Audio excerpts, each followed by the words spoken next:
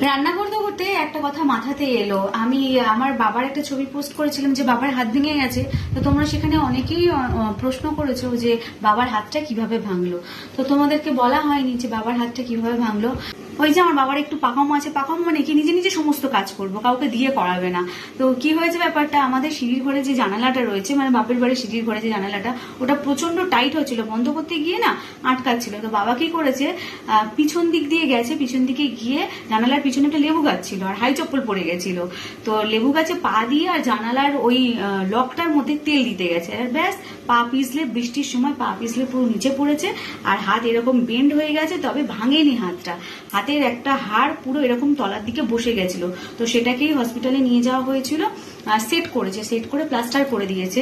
এবারে এক সপ্তাহ পরে যেতে বলেছে ডক্টর। তো এক সপ্তাহ পরে মানে কালকে স্যাটারডে, এক সপ্তাহ হয়ে যাচ্ছে, কালকে যাবে।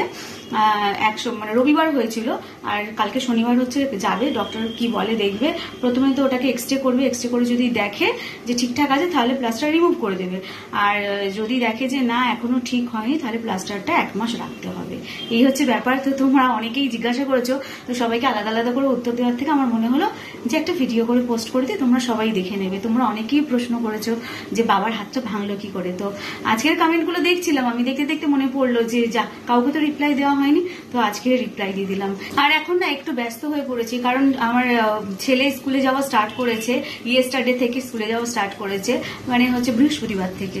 তো ওকে দিয়ে আসা নিয়ে আসা, তারপরে টিউশন দিয়ে আসা নিয়ে আসা, সমস্তটাই করতে হচ্ছে। তো আগে কি হতো, টিউশনগুলো সাইকেল নিয়ে চলে যেত আর স্কুলে দিয়ে আসা নিয়ে আসাটাই শুধু আমি করতাম। তো এখন পুরো A to Z করে দিতে হচ্ছে, ও ড্রেস পরানো, ওকে খাওয়ানো, ওকে দিয়ে আসা নিয়ে আসা, সমস্ত কিছু নিজে হাতে করতে হচ্ছে। আমি সেই জন্য ফেসবুকে এখন খুব বেশি অ্যাক্টিভ থাকতে পারছি না, কোনো রকমের একটা ভিডিও বানিয়ে পোস্ট করে দিয়েই বেরিয়ে আসছি। কারোর ভিডিও একটু দেখবো, কারোর ভিডিও দিকে একটু কমেন্ট করব, সেই সময়টুকুও হয়ে উঠছে না। আর যখন হচ্ছে তখন কিন্তু আমি সবাই ভিডিও দেখছি, কমেন্ট করছি। তো দেখি এইভাবে কতদিন চলে, চালাতে পারি দেখি। কালকে যাচ্ছি হয়তো বাবাকে দেখতে যাবো, বাবাকে এখন আমি দেখতে যাইনি, কারণ একে ছেড়ে আমি কি করে যাব। তো কালকে হয়তো বাবাকে একটু দেখতে যেতে পারি। আর আমার রান্না প্রায় কমপ্লিট হয়ে গেছে।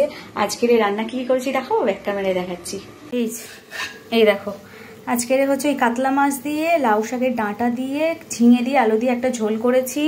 আর এটা হচ্ছে 5 ফোড়ন দেওয়া ঝোল, ঠিক আছে। আর এটা আমি ঝোলটা কাটিয়ে তুলে রেখেছি, এটা 5 ফোড়ন ছাড়া, কারণ আমার ছেলে 5 ফোড়ন দেওয়া ঝোল খায় না। এখানে একটু মাছ ভাজা রয়েছে, আর এখানে একটু মাছের ডিম রয়েছে, এখানে রয়েছে ভাত, আর এখানে রয়েছে হচ্ছে চিংড়ি মাছ ভাপা। কড়াতে করে করেছি, কারণ ভাতটা আমার আগে হয়ে গেছিলো, চিংড়ি মাছ কাটা হয়নি, তো সেই জন্য কড়াতে করে করেছি। আর এখানে ওই যে আমার শাশুড়া বলে একটু চচ্চড়ি করো, তো আজকে সিম্পলের ওপরে একদম রান্না, ওই যে লাউ শাক চিংড়ি মাছ দিয়ে চচ্চড়ি। তো চলো ভিডিওটা এখানেই এন্ড করছি, সবাই ভালো থেকো।